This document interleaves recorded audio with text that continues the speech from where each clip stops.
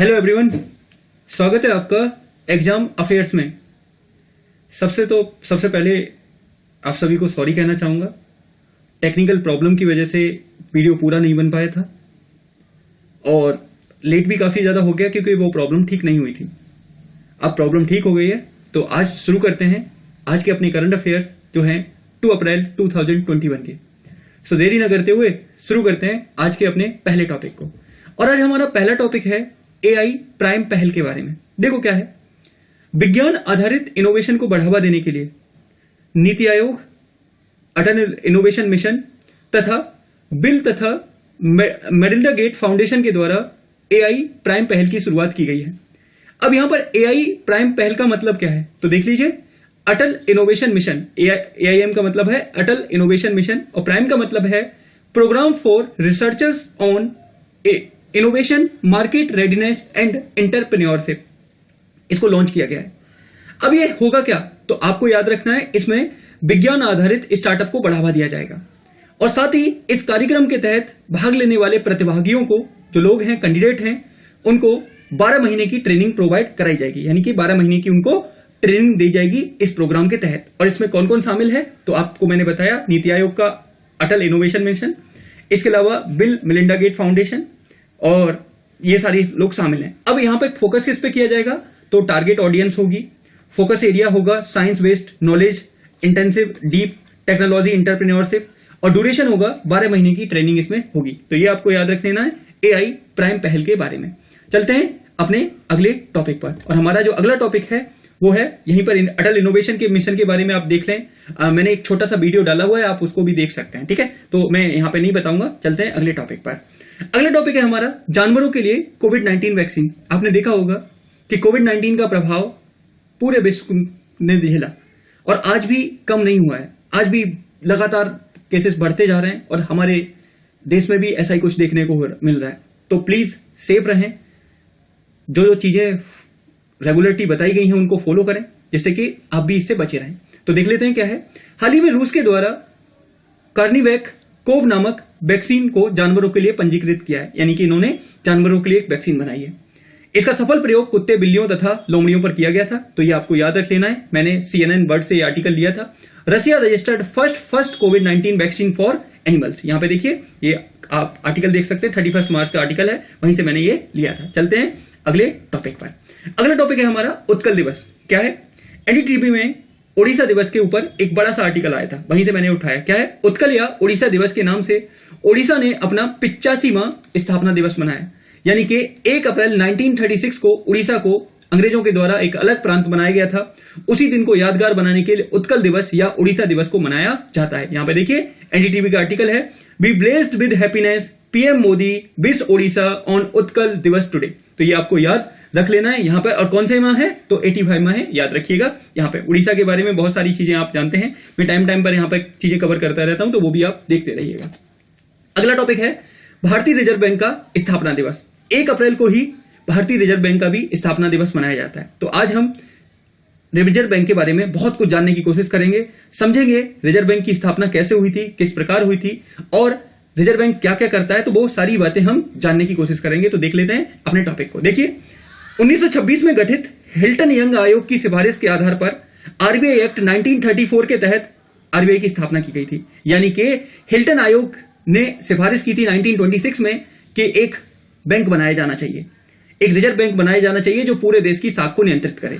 और यहीं पर आरबीआई एक्ट 1934 के तहत इसकी स्थापना की गई थी। तो ये आपको याद रख लेना है। क्या हुआ, अब देखिए 1949 में वित्त मंत्रालय के तहत इसका राष्ट्रीयकरण कर दिया गया। यानी कि 1949 में इसका राष्ट्रीयकरण कर दिया गया। और आपको याद रखना है 1935 से 1937 के बीच इसका मुख्यालय कोलकाता में था, लेकिन 1937 के मध्य में इसका कोलकाता से मुंबई में शिफ्ट कर दिया और आज भी इसका मुख्यालय मुंबई में ही देखने को मिलेगा। अब यहां पर कुछ बातें हैं। प्रथम गवर्नर आप जानते हैं कौन थे तो सर ओसबोर्न स्मिथ थे। ये आपको अच्छे से याद रखना है, एग्जाम में पूछा जाता है। तो प्रथम गवर्नर थे ओसबोर्न स्मिथ, अंग्रेज थे क्योंकि अंग्रेजों ने ही स्थापित की थी। जबकि प्रथम भारतीय गवर्नर कौन थे तो सीडी देशमुख थे। ठीक है, याद रखिएगा, प्रथम भारतीय गवर्नर सीडी देशमुख जी थे, यहां पे याद रखना है। अब देखो आरबीआई क्या करता है तो आप जानते हैं कि सिक्कों को छोड़कर और 1 रुपए के नोट को छोड़कर सारे नोट को जारी करने का काम ये करता है, देश की साख को नियंत्रित करने का काम करता है, बैंकों के बैंकर के रूप में काम करता है, सरकार के बैंकों के रूप में काम करता है, विदेशी मुद्रा के देखरेख का काम करता है। तो ये सारे काम भारतीय रिजर्व बैंक के द्वारा किए जाते हैं, अच्छे से याद रखिएगा आप लोग। चलते, और वर्तमान में इसके गवर्नर कौन है तो वो भी आप जानते हैं, शक्तिकांत दास जी इसके गवर्नर हैं, ये भी आपको याद रखना है। चलते हैं अपने अगले टॉपिक पर, और हमारा अगला टॉपिक यहीं पे देख लीजिए, इंडिया एनडीटीवी का ये आर्टिकल है, 1 अप्रैल का इतिहास। आज के दिन ही हुई थी भारतीय रिजर्व बैंक की स्थापना, जानिए इतिहास में दर्ज आज के, वो आपको याद रखना है, ये मैंने बता दिया आपको सारी बातें। यहाँ पे जनवरी 1949 में इसका राष्ट्रीयकरण कर दिया गया था, सारी बातें आपको मैं बता चुका हूं। चलते हैं अगले टॉपिक पर। अगला टॉपिक है खबरों में मिलिट्री फार्म्स, समझने की कोशिश करेंगे। देखो, अंग्रेजों के द्वारा भारतीय सेना के लिए दूध की आपूर्ति करने के लिए एक फार्म्स की स्थापना की गई थी, और वही फार्म हम समझना है कि क्यों वो न्यूज में है। देखिए जरा समझ लेते हैं क्यों न्यूज में है। तो द हिंदू ने एक आर्टिकल कवर किया था, यहां पे देखिए, military farms close after 132 years of service, वहीं से मैंने ये आर्टिकल लिया है, देख लेते हैं। हाल ही में 132 साल पुराने मिलिट्री फार्म्स को सेना के द्वारा बंद कर दिया गया। ब्रिटिश हुकूमत के द्वारा सैनिकों को दूध प्रदान करने के लिए इस फार्म्स की स्थापना 1989 में की गई थी, और कहां पे की गई थी? प्रयागराज में, और उस समय उसको इलाहाबाद के नाम से जानते थे, वहीं पर इसकी स्थापना की गई थी, आपको अच्छे से याद रख लेना।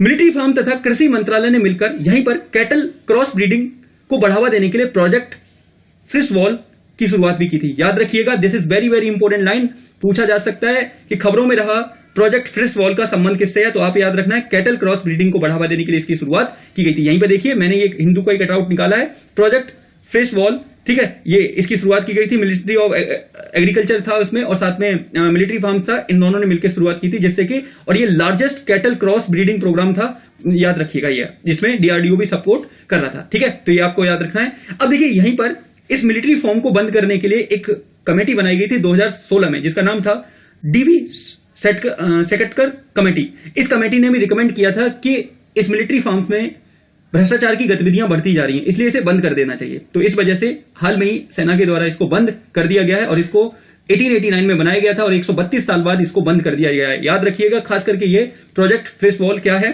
फ्रिशवॉल तो मैं बता चुका हूं आपको, ये क्या है, एक प्रकार का क्रॉस ब्रीडिंग प्रोग्राम है, ठीक है। चलते हैं अगले टॉपिक पर, और हमारा अगला जो टॉपिक है वो है ऑपरेशन कमल। क्या है ये भी समझेंगे। देखिए यहां पे कटआउट है, operation Kamal video, Yediyurappa socked Karnataka high court approved investigation, यानी कि कर्नाटका हाईकोर्ट ने हाल में ही कर्नाटक के सीएम के खिलाफ जांच के आदेश दे दिए हैं। अब समझने की कोशिश करेंगे ये जांच के आदेश किस बेस पे दिए गए। देखिए जरा, ऑपरेशन कमल के तहत कर्नाटक में 2019 में जेडीएस तथा कांग्रेस के गठबंधन वाली सरकार गिर गई थी, यानी कि ऐसा बताते हैं कि बीजेपी का षड्यंत्र था ऑपरेशन कमल, जिसके दम पर उन्होंने जेडीएस और कांग्रेस की सरकार को गिरा दिया था, क्योंकि इनके कुछ विधायक ने इस्तीफा दे दिया था।